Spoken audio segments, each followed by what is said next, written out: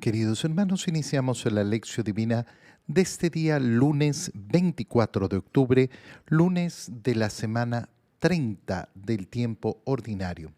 Por la señal de la Santa Cruz de nuestros enemigos, líbranos, Señor Dios nuestro, en el nombre del Padre, y del Hijo, y del Espíritu Santo. Amén. Señor mío y Dios mío, creo firmemente que estás aquí, que me ves, que me oyes. Te adoro con profunda reverencia, te pido perdón de mis pecados y gracia para hacer con fruto este tiempo de lección divina. Madre mía Inmaculada, San José, mi Padre y Señor, Ángel de mi guarda, interceded por mí. En este día, lunes, en la primera lectura, continuando con la lectura de la carta de San Pablo a los Efesios, leemos el capítulo 4, versículos 32 hasta el capítulo 5, versículo 8. Hermanos, sean buenos y comprensivos, y perdónense unos a otros, como Dios los perdonó por medio de Cristo. Imiten pues a Dios como hijos queridos. Vivan amando como Cristo, que nos amó y se entregó por nosotros como ofrenda y víctima de fragancia agradable a Dios. Que entre ustedes, como conviene a verdaderos cristianos, no se hable de fornicación, inmoralidad o codicia, ni siquiera de indecencias, ni de conversaciones tontas o chistes groseros, pues son cosas que no están bien. En lugar de eso, den gracias a Dios. Tengan bien entendido que ningún lujurioso, inmoral o codicioso, que es lo mismo que decir idólatra, participará en el reino de Cristo y de Dios. Que nadie los engañe con vanas razones, pues todas estas cosas atraen la ira de Dios sobre los rebeldes. Así pues, no se hagan cómplices de ellos, porque en otro tiempo ustedes fueron tinieblas, pero ahora, unidos al Señor, son luz. Vivan, por tanto, como hijos de la luz. Palabra de Dios. San Pablo, en esa parte de la carta a los Efesios, lo que dice en resumen es que no tengamos miedo de vivir verdaderamente como cristianos. Y eso como sinónimo de vivir de una manera distinta a cómo vive el mundo.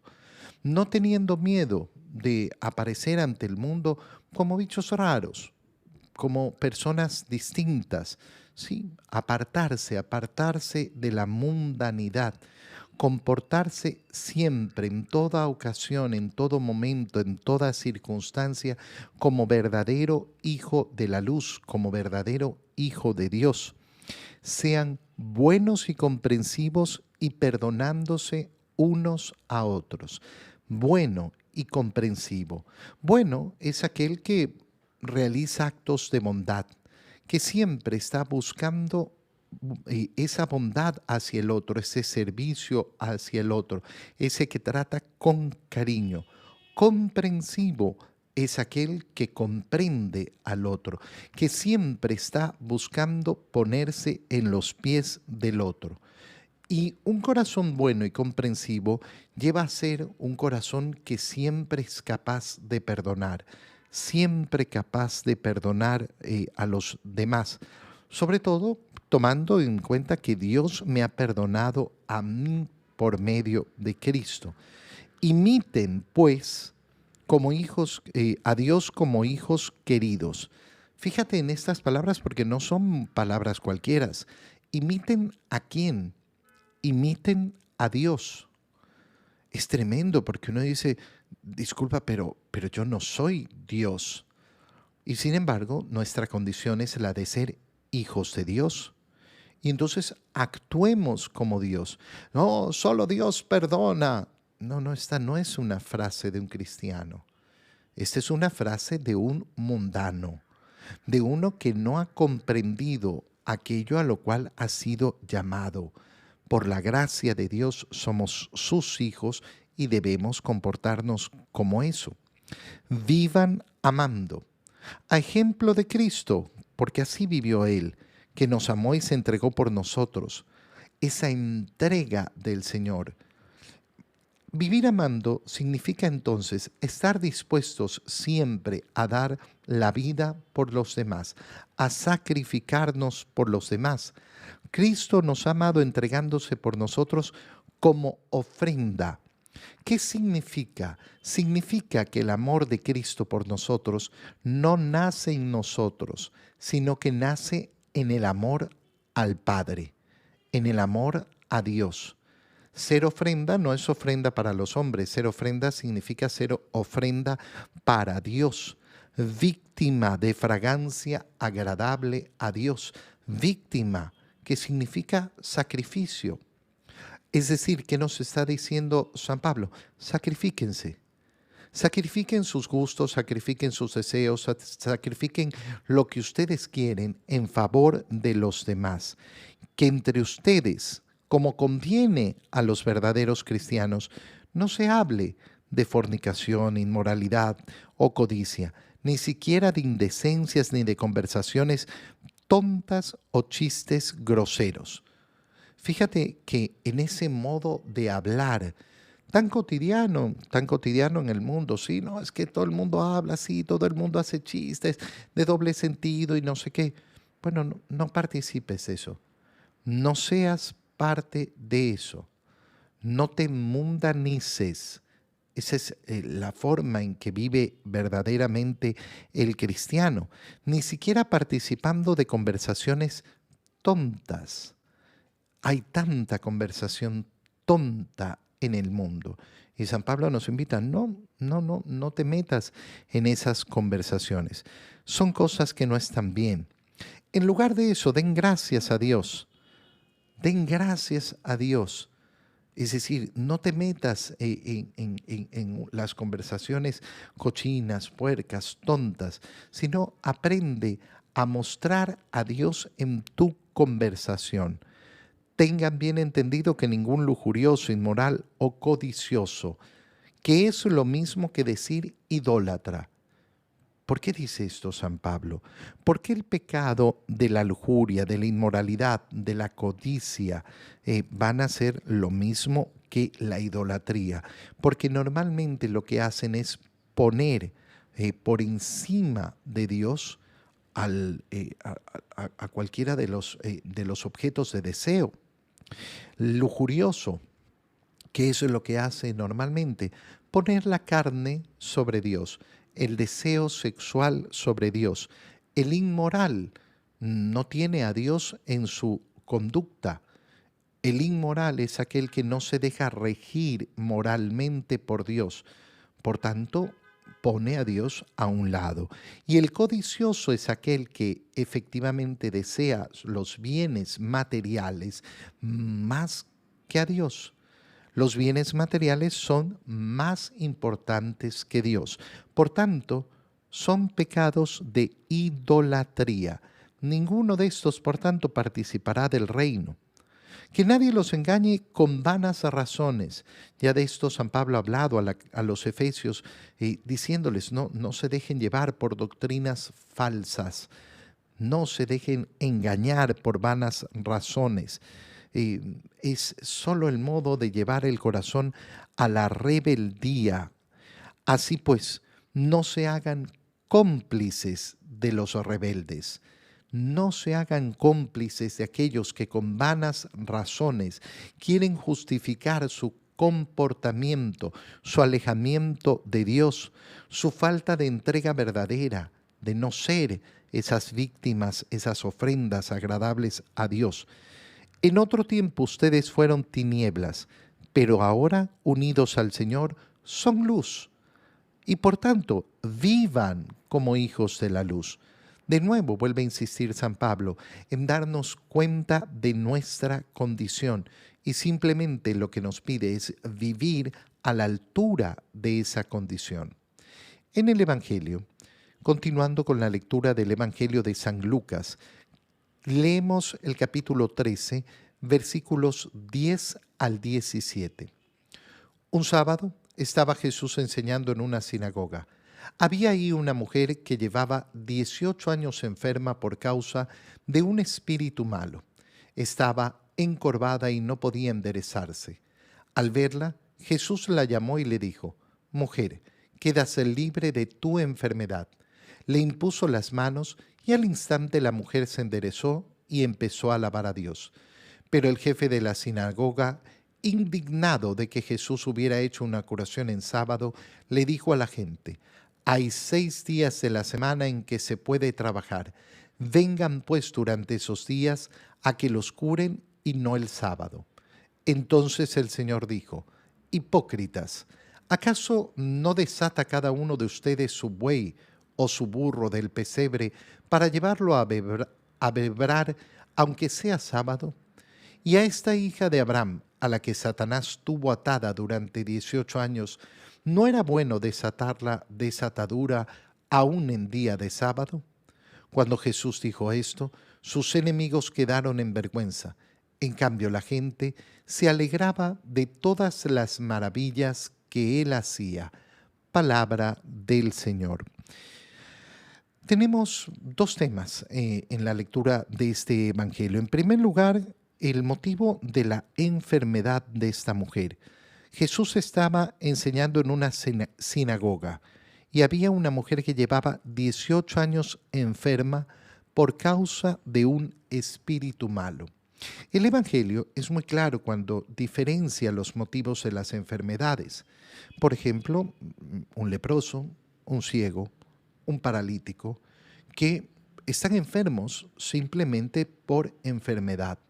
Pero hay otros momentos en que se destaca que esa enfermedad no es producida por un tema natural, sino por un motivo sobrenatural. Esta mujer estaba enferma 18 años por causa de un espíritu malo. Es decir, que su enfermedad física está provocada por la influencia del demonio, por una acción que está realizando el demonio en esa persona. ¿Y es esto verdadero? ¿Esto ocurre? Sí, por supuesto. Por supuesto que ocurre y ocurre en muchísimas ocasiones. Hay que recordar que la salud de cada persona se compone de 3 saludes, digámoslo así: la salud física, la salud mental y la salud espiritual. Y están influenciadas una de otra, sí, por supuesto. Una de las cosas que tienen muy clara los científicos y los médicos es, por ejemplo, el efecto placebo que pueden producir ciertas cosas. Y efecto placebo significa que puede llegar a sanar síntomas de una persona. Síntomas que no tienen su raíz en un tema fisiológico, sino en un tema mental. Y entonces, claro, hay una relación muy estrecha. Si hay esa relación estrecha entre la salud mental y la salud corporal, también lo existe en la salud espiritual. Y entonces, efectivamente, una enfermedad puede estar siendo producida desde una enfermedad espiritual. Y puede ser producida esa enfermedad desde la acción del demonio. ¿Cómo descubrirlo? Bueno, no necesitamos en la mayoría de casos descubrirlo. Lo que necesitamos es buscar la sanación a través de una salud espiritual. Es que yo creo que el demonio es el que me causa la enfermedad. Bueno, ver entonces cómo vives tu vida. Si tú vives siguiendo el camino del Señor, si tú vives siguiendo efectivamente lo que Él te manda, si te confiesas, si comulgas, si vas a misa, entonces no debería ocurrir eso. Pero si una persona no quiere vivir espiritualmente como el Señor nos manda, entonces claro, está sometiéndose a lo que sea. Esta mujer padecía esta enfermedad fruto de una acción del demonio y el Señor la va a sanar. Esta mujer estaba encorvada y no podía enderezarse, es decir, que tenía una afectación física. Y al verla, Jesús la llamó y le dijo: mujer, quedas libre de tu enfermedad. Fíjate cómo el Señor va a poner como ejemplo a esa mula que está amarrada. Y dice sobre la mujer, esta hija de Abraham también estaba amarrada, amarrada por Satanás. Amarres, amarres espirituales ocasionados por el demonio, ocasionados también por las mismas acciones que ha realizado la persona. Mira, hay que ser muy bruto, perdón que lo diga así, hay que ser muy bruto para meterse en brujerías. Hay que ser muy bruto para confiar en amuletos y talismanes. Hay que ser muy bruto para ir a visitar a personas para que me limpien, para que me pasen el huevo, para que no sé qué. Hay que ser mínimamente inteligente para confiar en Dios. Fíjate en la diferencia. Para lo primero hay que ser bruto. Hay que ser bruto de verdad. Para lo otro, hay que tener un poquito de inteligencia. Voy a confiar en Dios. No voy a confiar en hechicerías, en magias, en supersticiones, en talismanes, en amuletos, en pulseritas. No, voy a confiar en la palabra del Señor. ¿Qué necesito para hacer eso? Muy poca inteligencia, muy poca. El contrario, se necesita ser bruto. Pero no bruto por una incapacidad mental, sino por las decisiones tontas que tomamos en nuestra vida. Porque no se trata de una capacidad mental, se trata de lo que yo decido. Y las personas lamentablemente deciden poner su confianza en el demonio. Posiblemente esta mujer hizo eso. Y durante algún tiempo en su vida se sometió efectivamente a la acción del demonio buscando tonterías. Y esta es la consecuencia de lo que ha hecho.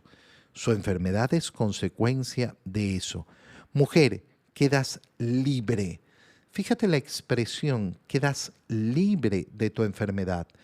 No es quedas sanada, porque no se estaba sanando propiamente una enfermedad, sino que se estaba liberando a esa mujer.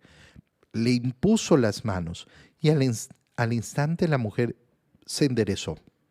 Pero entonces el jefe de la sinagoga, y aquí empieza el segundo tema, se pone furioso. ¿Por qué?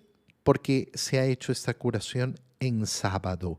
Y les dice, no, 6 días tienen para venir a ser sanados. Traigan a sus enfermos en esos días.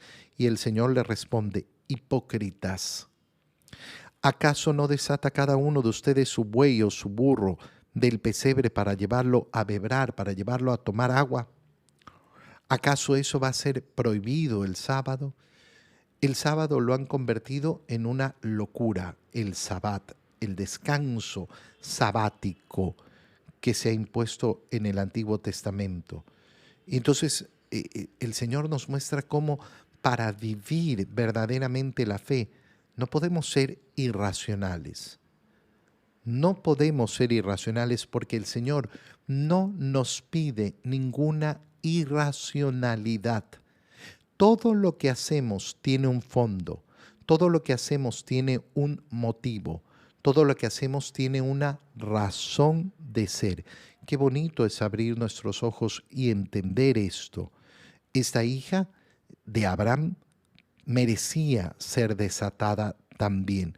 Y cuando Jesús dijo esto, sus enemigos quedaron en vergüenza. ¿En vergüenza por qué? Porque son verdaderamente tontos. En vergüenza por estar proponiendo tonterías, por estar proponiendo irracionalidades.